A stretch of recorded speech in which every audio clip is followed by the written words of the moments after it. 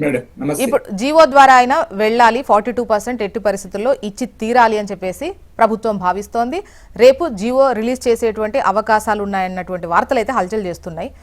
So ఈ క్రమంలో నిన్న ఏదైతే హైకోర్టులో ఈ పత్రికా కథనాల ఆధారం కదా అధికారికంగా అటువంటి అనౌన్స్మెంట్ వస్తే ఆలోచించే అవకాశం ఉంది. అటు పార్టీలు అయితే మాకు ఎటువంటి అభ్యంతరం లేదు అంటున్నారు, కానీ బయట నుండి పిటిషన్స్ పడే అవకాశాలు కనిపిస్తున్నాయి. సో రేపు జీవో వస్తే నోటిఫికేషన్ వచ్చేలోపు ఎటువంటి సిచ్యువేషన్స్ ఉంటాయని మీరు అనుకుంటున్నారు? మీ ఒపీనియన్ చెప్పండి, మీ అభిప్రాయం చెప్పండి. ముందుగా జ్యోత్స్న గారు మీకు, అదేవిధంగా హెచ్ఎంటీవీ ప్రేక్షకులకి, అజయమాన్యానికి, అదేవిధంగా ప్యానెల్ పెద్దలు కాంగ్రెస్ పార్టీ ప్రతినిధి పున్నా కైలాస్ నేత గారికి, అదేవిధంగా భారతీయ జనతా పార్టీ ప్రతినిధి విడలన్న గారికి నమస్కారం.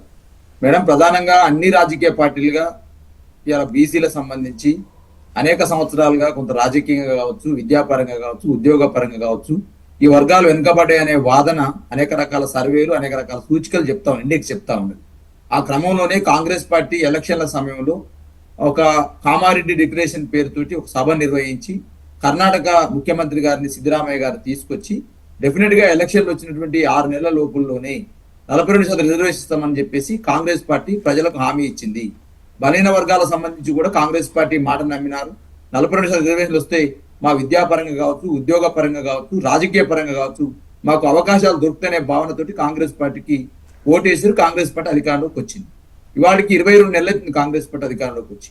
ఏమంటే మేడం, ప్రధానంగా బీఆర్ఎస్ పార్టీ మొదటి నుంచి కూడా మా తలసాని శ్రీనివాస్ యాదవ్ గారు కావచ్చు, శ్రీనివాస్ గౌడ్ గారు, గంగుల కమలాకర్ గారు, మా జోగు రామన్న గారు, మా మసూనాచారి గారు, అదేవిధంగా అనేక మంది, మా బండా ప్రకాష్ ముదిరాజ్ గారు, మేమందరం కార్పొరేషన్ మా చైర్మన్ సుమారు ఒక 60-70 మంది బీఆర్ఎస్ పార్టీలో ముఖ్య నాయకులను ప్రధానంగా మొదటి నుంచి కూడా కేసీఆర్ గారి డైరెక్షన్ లో మా పార్టీ వర్కింగ్ కేటీఆర్ గారి నాయకత్వం మేము ఒకటే డిమాండ్ చేస్తా ఉన్నాం. కాంగ్రెస్ పార్టీ మీరు ఏదైతే 42% రిజర్వేషన్ ఇస్తామన్నారో ఆ 42% రిజర్వేషన్ అమలు చేయండి అని మేము అంటా ఉన్నాము.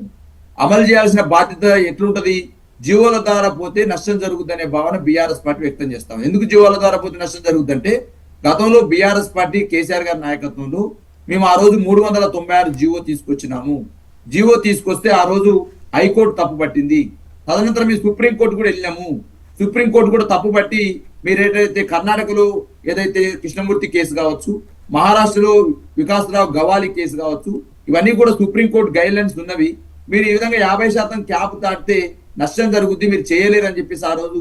అంటే బాలరాజు గారు, ఇప్పుడు ఎన్నికలు జరపాల్సినటువంటి అవసరం ఉంది, ఇప్పటికే చాలా ఆలస్యమైంది. ఇచ్చినటువంటి గడువు అంటే సెప్టెంబర్ 30 లోపు నిర్వహించాలి, ఆ తర్వాత చాలా గడువుల తర్వాత వచ్చినా కూడా ఇది కూడా టైం అయిపోయేటువంటి అవకాశం ఉంది. సో ఈ రిజర్వేషన్ అనేది ఇప్పుడు జీవో ప్రకారం ఇద్దాం, చట్టరూపం దాల్చిన తర్వాత ఇవ్వాలంటే మరింత ఆలస్యం అయ్యేటువంటి అవకాశం ఉంది. సో జీవో ద్వారా వెళ్దాము అన్నటువంటి ఆలోచనతో వాళ్ళు ముందుకెళ్తున్నారు. జ్యోత్స్న గారు, జీవో అనేది గతంలో అనేక ప్రభుత్వం మేడం ఏమంటే ఇప్పుడు బీహార్ సంబంధించి కేసు కొట్టుకుపోయింది. కర్ణాటకలో ఆల్రెడీ సర్వే చేసినారు. సర్వే చేసి ఆ సర్వేని బయట పెట్టి అమలు చేయని పరిస్థితి వచ్చి మళ్ళీ ఇప్పుడు 462 కోట్లు పెట్టి మళ్ళా సిద్ధరామయ్య గారు తప్పుల తరగ ఉంది సర్వే అని చెప్తే మళ్ళీ ఈ రోజు సుమారు 1,70,000 మంది ఉపాధ్యాయులను పెట్టి మళ్ళీ సర్వే చేసి 402 కోట్లు పెట్టి ఏమంటే మొదటగా మేడం ఏదైనా ఒక దాన్ని బీసీ రిజర్వేషన్ అమలు చేయాలంటే ఫస్ట్ సర్వే మీద విమర్శలు వచ్చినాయి కదా. మీరు ఏ ప్రాతిపదికన ఈ రిజర్వేషన్ అమలు చేస్తున్నామని చెప్పేసి కోర్టులు రేపు కోర్టు పోయిన వాళ్ళని అడుగుతుంది. ఆ సర్వే సంబంధించినటువంటి అనేక రకాల విమర్శలు వచ్చినటువంటి వాస్తవమే కదా. జనాభా ఎంత ఉంది, మీరు చూపించిన జనాభా ఎంత, ఆ చూపించిన జనాభాలో లెక్కలు ఎంత, ఆ లెక్కలలో వివిధ కులాల జనాభా ఎంత అనే దాని మీద అనేక రకాల విమర్శలు వచ్చినాయి. మీ పార్టీలో పనిచేసిన ఎమ్మెల్సీలుగా పనిచేసిన వాళ్ళే ఇది చెత్త కాగితం అని చెప్పేసి తగలబెట్టిన సందర్భాలు ఉన్నవి. నేనేమంటున్నా మేడం, ఇప్పుడు 9th షెడ్యూల్లో చేర్చకుండా రాజ్యాంగ పరమైన రక్షణను బీసీలకు కల్పించలేమనేటువంటి వాదన దేశవ్యాప్తంగా ఉన్నవి. ఇవాళ కొత్తగా కాంగ్రెస్ పార్టీ చేయాల్సింది ఏంది? ఒకవేళ జీవో దారిని ఎలక్షన్ జరపాలనుకుంటే 22 నెలలు ఎందుకు మీరు కాలం గడిపినరు? జీవో అంటే కాబట్టి గవర్నమెంట్ రాగానే జీవో ఇచ్చేస్తే ఇవాళకి 16, 14, 15 నెలల నుంచి స్థానిక నిర్వీర్యం అయిపోయినాయి. మార్చిలో అయిపోయినాయి. 2024 మార్చిలో కాలం అయిపోయింది కదా స్థానిక సంస్థలది. ఈ జీవో ఇవ్వడానికి ఇంతకాలం ఎందుకు? రాజ్యాంగంలో చేరుస్తామన్నది మీరు, 9th షెడ్యూల్ ప్రకారం రాజ్యాంగం ప్రకారం మీకు హక్కులు కల్పిస్తామన్నది మీరు, 42% రిజర్వేషన్లు రాజ్యాంగబద్ధంగా ఇస్తామన్నది మీరు, హామీ ఇచ్చింది మీరు, ఓట్లు వేయించుకుంది మీరు, అధికారంలోకి వచ్చింది మీరు. ఇవాళ బీసీలను మళ్ళొకసారి ఎందుకు మోసం చేస్తా ఉన్నారు? జీవోలు అనేవి చట్టం ముందు కోర్టు. అంటే బాలరాజు గారు, రేపు జీవో ఇచ్చి మేబీ 29వ తేదీ వరకు నోటిఫికేషన్ ఇచ్చేసి అక్టోబర్ నుంచి అక్టోబర్ 2 అనుకుంటా, అక్టోబర్ 2 నవంబర్ 10 లోపు ఆల్మోస్ట్ పూర్తి ప్రక్రియ కంప్లీట్ చేద్దామన్నటువంటి వ్యూహంతో ప్రభుత్వం వెళ్తోంది. సో ఇప్పుడు జీవో ఇస్తే ఈ 29th వరకు కావచ్చు, ఎన్నికలు జరిగే వరకు ఎటువంటి ఇబ్బందులు ఉంటాయి? అంటే మీరు పార్టీల పరంగా అయితే కోర్టుకు వెళ్ళరు అని చెప్పేసి మాట ఇచ్చారు, బట్ పార్టీలు సపోర్ట్ చేస్తూ బయట వాళ్ళు వెళ్ళరా అని అంటే మనం చెప్పలేము. అండ్ మామూలుగా ఇండివిజువల్గా కూడా వెళ్ళొచ్చు ఎవరికి వాళ్ళు, ఎందుకంటే అందరూ ఒక్క తాటిపైకి వచ్చి ఒక అవకాశం అయితే అందరికి ఇవ్వరు. మేడం నేనేమంటే జ్యోత్స్న గారు, వాళ్ళ అవకాశాలు పోతాయని వాళ్ళు కూడా ఇచ్చే అవకాశం ఉండదు. సో ఏంటి నేనేమంటే జ్యోత్స్న గారు, బీఆర్ఎస్ పార్టీగా మా వాదన ఒకటే, బలైన వర్గాలకు 42% రిజర్వేషన్ ఇస్తామని చెప్పింది కాంగ్రెస్ పార్టీ. దాన్ని అమలు చేయాలని చెప్పేసి డిమాండ్ చేస్తుంది ఇవాళ ప్రతిపక్షంగా ఉన్న బీఆర్ఎస్ పార్టీ. ఆ అమలు కూడా జీవోల ద్వారా చేయడం ద్వారా కోర్టుల ముందు నిలబడదు అనేది బీఆర్ఎస్ పార్టీ వాదన. మొదటి నుంచి కూడా మా పార్టీ నాయకత్వం ఒకటే చెప్తా ఉంది, రాజ్యాంగ పరమైన భద్రత దీన్ని కల్పిస్తే తప్ప బీసీలకు ఉపయోగపడదు అనే అంశాన్ని స్పష్టంగా చెప్తా ఉన్నాం. మేడం ఇవాళ స్థానిక సంస్థల్లో మీరు ఇస్తా ఉన్నారు, రేపు ఇచ్చేస్తే రేపు విద్యా ఉద్యోగాలు ఎట్లా ఇవ్వగలుగుతారు? మీరు బిల్లులు పెట్టారు కదా శాసనసభలో, విద్యా రంగంలో ఉద్యోగ రంగంలో ఒక బిల్లు పెట్టారు, స్థానిక సంస్థల్లో రిజర్వేషన్ ఒక బిల్లు పెట్టారు.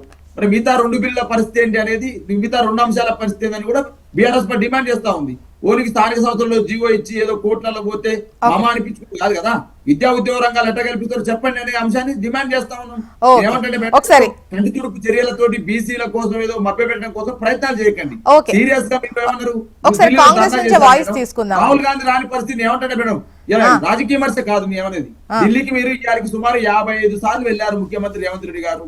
ఒక్కసారి మీరు ప్రధానమంత్రి మోదీ గారిని కలుసు, కేంద్ర మంత్రులను కలుసు, అయ్యా బీసీ రిజర్వేషన్ అంశం మీరు సర్వేలు చేసినాము, ఇట్లా చేసినాము, మాకు అవకాశం ఇవ్వండి అని చెప్పేసి ఎప్పుడన్నా చెప్పినారా మీరు? దీన్ని అదేవిధంగా అసెంబ్లీలో మీరు పెట్టినటువంటి బిల్లుల పట్ల ఏదైనా ప్రతిపక్ష నాయకులతోటి మిగతా రాజకీయ పక్షాలతో చర్చించిర్రా? ఒక అఖిల పక్షాన్ని ఢిల్లీకి తీసుకుపోయే ప్రయత్నం చేసిర్రా? ఏదో కంటి తుడుపు చర్యగా ఢిల్లీలో జంతర్ మంతర్ వద్ద లేదు డ్రామాలాడి మీరు రాహుల్ గాంధీ రాని పరిస్థితి, మీ ఖర్గే రాని పరిస్థితి, ప్రియాంక గాంధీ రాని పరిస్థితి, ఇండియా కైలాష్ నేత గారి వాయిస్ తీసుకుందామండి. కైలాష్ నేత గారు మీరే సమాధానం చెప్పాలి, ఏ విధంగా